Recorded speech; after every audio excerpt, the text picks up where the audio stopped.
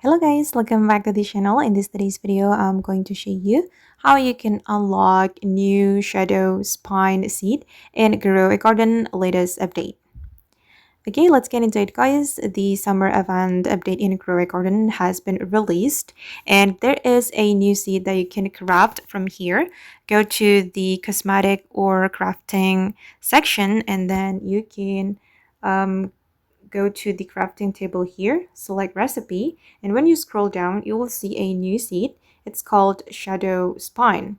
And to craft this seed, you need beanstalk seed, 2 beanstalk seeds, zebra zincle, and master sprinkler, and also 50 million shackles.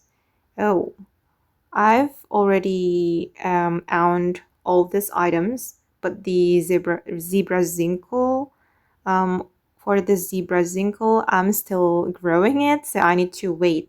And for the craft time, it needs 1 hour, guys.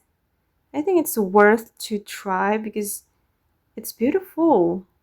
The shadow spine is beautiful. So yeah, you can try it if you have all of these items. Okay guys, and that's all about the shadow spine seed and grow a garden latest update. I hope this video will be useful for you. Thank you so much for watching and bye.